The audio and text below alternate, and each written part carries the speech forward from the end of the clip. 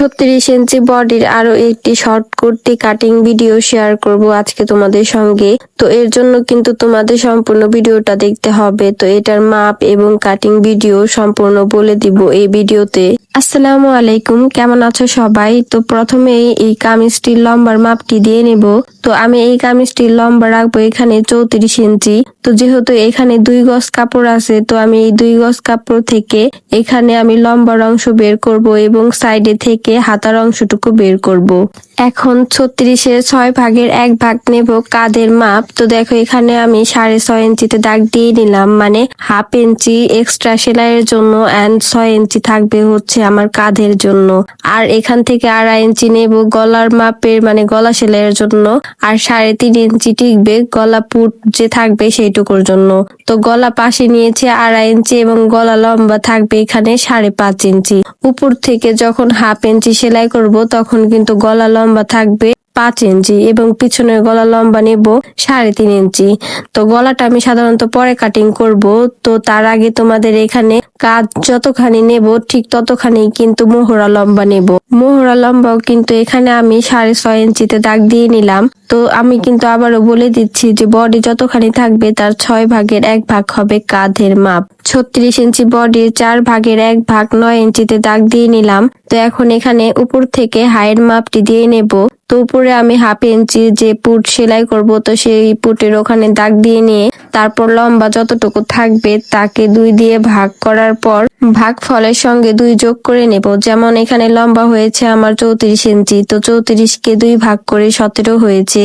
তো 17-এর সঙ্গে কিন্তু আমি 2 যোগ করে আমার এখানে 19 ইঞ্চি হয়েছে। তো দেখো এখানে আমি কিন্তু 19 ইঞ্চি আর উপরে পুট সেলাইয়ের জন্য টোটাল 19.5 ইঞ্চিতে দাগ দিয়ে নিলাম। তো দেখো এখানে কিন্তু আমার টিকলো 13 ইঞ্চি। তো এই 13 ইঞ্চি থেকে আমি কিভাবে প্যাটের মাপটি মাঝ বরাবর বের করে নেব।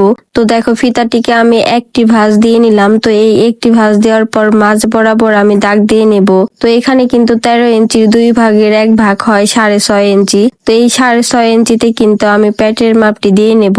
তো উপরে আমি বডি নিয়েছি 9 ইঞ্চি, তো কোমরও সেম 9 ইঞ্চিতে দাগ দিয়ে নেব, মানে বডি আর কোমর দুটাই সেম থাকবে, শুধু প্যাটের এখানে 1 ইঞ্চি কম হবে। তো এখানে আমি 8 ইঞ্চিতে দাগ দিয়ে নিলাম। এখন নিচের ঘেরের এখানে দাগ দিয়ে নেব 12 ইঞ্চি। তো নিচে একটু ঘেরটা একটু বেশি রাখবো। তো এটা কিন্তু 36 ইঞ্চি বডির একটি শর্ট কুর্তি কাটিং। তো দেখো এখন মোহরার এখানে আমি 1.5 ইঞ্চি পরিমাণে ঢাল দাগ দিয়ে নিলাম। তো এরপর কিন্তু এখানে আমার রাউন্ড টিকলো 8 ইঞ্চি। তো এখানে সামনের পার্টে যেহেতু আমি হাতায় হাফ ইঞ্চি তাল পাট কাটিং করি, সেজন্য পিছনের পার্টে হাফ ইঞ্চি বেশি করে রেখে নেব। এর জন্য পিছনের পার্টের অংশে আমি হাফ ইঞ্চি বেশি দাগ দিয়ে নিলাম। এখন সম্পূর্ণ মাপটুকু আমি কিন্তু শেপ কাটার দিয়ে দাগ দিয়ে মিলিয়ে নেব। তো আশা করি তোমরা বুঝতে পেরেছো।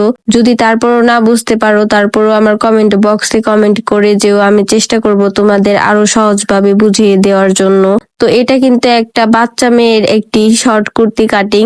তো তোমরা কিন্তু অনেকেই জানো না যে বডি থেকে কিভাবে মাপ নিতে হয়, তো সেটা তোমাদের সঙ্গে আজকে একটু শেয়ার করব।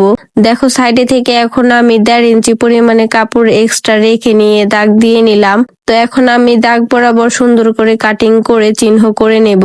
তো যেহেতু আমি এখানে হাফ ইঞ্চি পরিমাণে পিছনের পার্টে মোহরা বেশি রেখেছি, সেজন্য কিন্তু আমি ওই হাফ ইঞ্চি বাইরে থেকে কাটিং করে নিলাম। আর এখন সাইডের যে 1.5 ইঞ্চি পরিমাণে এক্সট্রা কাটিং এর জন্য দাগ দিয়ে নিয়েছি, তো সেই দাগ বরাবর কাটিং করে নিলাম। তো এখন আমি প্যাট এবং কোমরের এখানে কিন্তু একটু একটু করে কাটিং করে চিহ্ন করে নেব। তো যখন আমি সেলাই করব তখন যেন আমার এই কাটিংটা মানে সেলাই করতে অসুবিধা না হয় এবং দুটি পার্টি জানি মিলিয়ে সেলাই করতে পারি, সেই জন্যই কিন্তু এই চিহ্নটা দিতে হয়। নিচের অংশটুকু এখন সমান করে কাটিং করে নেব। তো আশা করি তোমরা কিন্তু এই পর্যন্ত মাপটুকু বুঝতে পেরেছো। তো আমি গলা, কোমর, প্যাট এবং বডি কিভাবে মাপ নিয়েছি। তো এখন এই সামনের অংশের এখান থেকে পিছনের পার্টটি আমি সরিয়ে নেব, মানে পিছনের অংশের কাপড়টুকু আমি সরিয়ে নিয়ে সামনের অংশ থেকে আমি হাতার ওখানে যে বগলের এখানে তালপাট থাকে তো সেটা কাটিং করে নেব। তো আমি কিন্তু সবসময় কামিজ এবং হাতায় তালপাটের অংশটুকু কাটিং করে নেই হাফ ইঞ্চি করে। এতে করে কিন্তু কামিজ যখন পরা হয় তখন কিন্তু হাতার যে বগলের ওখানে কাপড় কুঁচকে থাকে না। এতে করে কিন্তু কামিজের ফিনিশিং কিন্তু বেশ সুন্দর হয়। তো দেখো এখন কামিজের সাইডে থেকে যে কাপড়ের অংশটুকু বেশি হয়েছে, তো সেখান থেকে এখন আমি হাতার অংশটুকু বের করে নেব। তো যেহেতু এই কাপড়টুকু 2 গজ পরিমাণে ছিল, তো 2 গজের কাপড় থেকে আমার যেভাবে কাপড়টুকু বের করে কাটিং করতে হবে, তো আমি কিন্তু সেভাবে কাটিং করে নিয়েছি। কারণ কাস্টমার আমাকে যেরকম কাপড় দেবে ঠিক সেই রকম কাপড় থেকেই কিন্তু আমার হাতার কাপড়ের অংশটুকু বের করে নিতে হবে। যেহেতু এখানে 2 গজ কাপড় দিয়েছে, সেজন্য কিন্তু আমি নিচে থেকে হাতার কাপড়ের অংশটুকু বের করতে পারিনি। এর জন্য কিন্তু হাতার কাপড়ের অংশের জন্য আমি সাইডে থেকে কাপড় একটু বেশি করে রেখে নিয়েছি। তো দেখো এখানে কিন্তু আমি হাতার লম্বা রাখবো 15 ইঞ্চি। তো এই হাতাটা যেহেতু আমার জোড়া লাগবে, সেজন্য কিন্তু এখানে আমি প্রায় 1.5 ইঞ্চির মতো কাপড় আমি একটু আলাদা করে ভাঁজ দিয়ে নিয়েছি। তো দেখো এখন মোহরার ঢালের জন্য কিন্তু আমি এখানে 3 ইঞ্চি পরিমাণে দাগ দিয়ে নিলাম। আর শেপ কাটার দিয়ে নিচের হাতার ঘেরটুকু আমি একটু হালকা রাউন্ড শেপে দাগ দিয়ে নেব, কারণ হাতাটা এখানে প্লাজো হাতা হবে সেই জন্য। আর নিচের ঘেরে আমি নেব 7 ইঞ্চি এবং মাঝখানের ঘেরে এখানে রাখবো 6.5 ইঞ্চি। এটা যেহেতু প্লাজো হাতা করব, সেজন্য হাতাটা একটু লুজ করে রাখবো।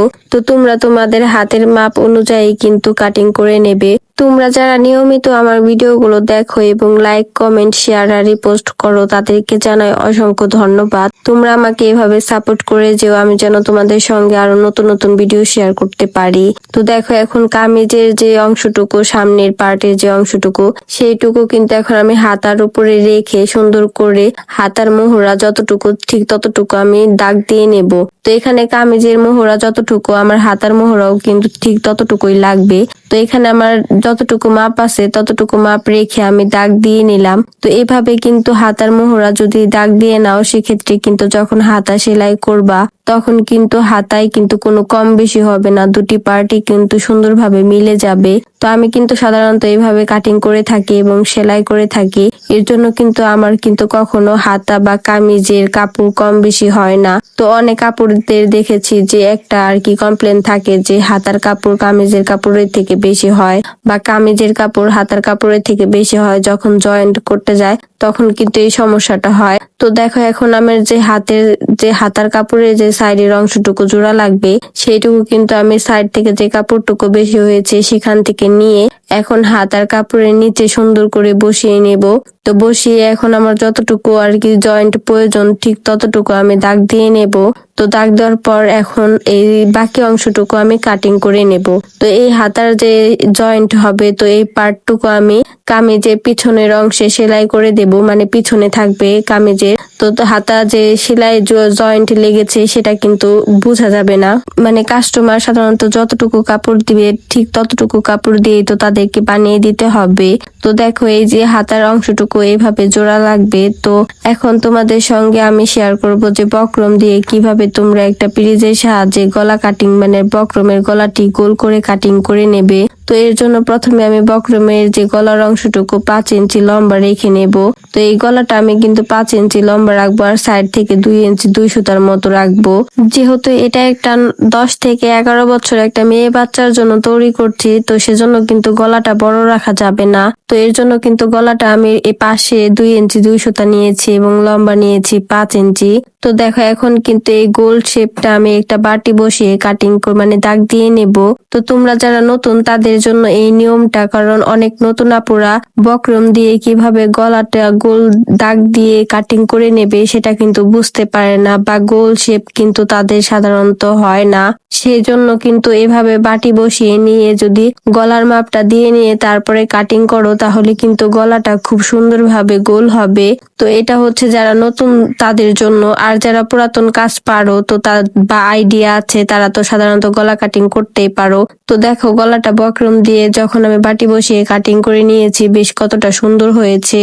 তো এখন সাইডে থেকে যে কাপড় মানে বক্রমটুকু বাকি রয়েছে, তো সেখান থেকে এখন আমি পিছনের অংশের জন্য কাটিং করে নেব। এর জন্য লম্বা নেব এখানে 3.5 ইঞ্চি আর পাশে নিয়েছি 2 ইঞ্চি 2 সুতা। আর যেহেতু এই বক্রমটুকু আমার একটু জোড়া লাগবে, এর জন্য সাইডে থেকে 1/2 ইঞ্চি একটু বেশি নিয়েছি। তো এখন বাটি বসিয়ে নিয়ে সুন্দর করে দাগ দিয়ে নিলাম। তো সাইডে থেকে 1 ইঞ্চি করে একটু বেশি দাগ দিয়ে নিয়েছি, তো যেটুকু কাপড় দিয়ে সেলাই করতে হবে সেই জন্য। আশা করি তোমরা বুঝতে পেরেছো। তো এইভাবে যদি তোমরা বক্রম কাটিং করে নাও, একটা বাটি বা পিরিচ বসিয়ে নিয়ে, তাহলে কিন্তু তোমরা খুব সহজেই গলাটা কিন্তু গোল শেপ দিয়ে কাটিং করে নিতে পারবা। এতে কিন্তু তোমাদের কোনো অসুবিধা হবে না। তো দেখো এখানে সাইডে থেকে যে আরো কাপড়টুকু রয়েছিল, তো সেখান থেকে এখন আমি এই বক্রমের গলার অংশটুকু কাপড়ের উপরে সুন্দর করে বসিয়ে নিয়ে তারপরে আয়রন দিয়ে এই গলাটা সেট করে নিব। তো এটা হচ্ছে পেস্টিং বক্রম। তো অনেক আপুরা জিজ্ঞাসা করেছিলে যে কোন বক্রম দিয়ে আমি এভাবে আয়রন দিয়ে বসিয়ে নেই, বা আমি এখানে কোনো আঠা ইউজ করি কিনা। আমি কিন্তু এখানে কোনো আঠা ইউজ করি না। তো এটা কিন্তু পেস্টিং বক্রম। তো পেস্টিং বক্রমে সাধারণত কিন্তু একটু মম লাগানো থাকে। তো সেটা কিন্তু আয়রন করার সময় মানে আয়রন দিয়ে একটু হিট দিলেই কিন্তু সুন্দরভাবে গলাটা সেট হয়ে যায়, মানে কাপড়ের সঙ্গে একদম সুন্দর মতো বসে যায়। তো দেখো পিছনের গলাটাও কিন্তু আমি খুব সুন্দরভাবে বসিয়ে নিলাম, মানে আমার যে জোড়ার পাটটুকু ছিল 1/2 ইঞ্চি, সেটুকু কিন্তু খুব সুন্দর করে বসিয়ে নিয়ে এরপর আয়রন দিয়ে খুব সুন্দর করে আমি গলাটা বসিয়ে নিলাম। তো সাইডে থেকে 1/2 ইঞ্চি করে একটু কাপড় বেশি রেখে নেব। তো আশা করি তোমরা বুঝতে পেরেছো। তো তোমরা যারা নতুন, তো তাদেরকে আমি কাজটা একটু সুন্দর করে বুঝিয়ে দেওয়ার চেষ্টা করি, জানি না কতটুকু পারছি। তো তোমরা যারা নতুন কাজ শিখতে চাচ্ছ বা কাজ শিখতে আগ্রহী, তারা যদি নিয়মিত আমার ভিডিওগুলো দেখো, তো তারা কিন্তু খুব সহজেই একটু একটু করে কাজটা শিখতে পারবা। তো কোনো কাজই কিন্তু একদিনে শেখা যায় না, একটু ধৈর্য ধরে সময় নিয়ে শিখতে হয়। তেমনি কিন্তু এই সেলাই কাজটাও। তো আজকের ভিডিওটা এখানেই শেষ। ভালো থেকো সবাই, আল্লাহ হাফেজ।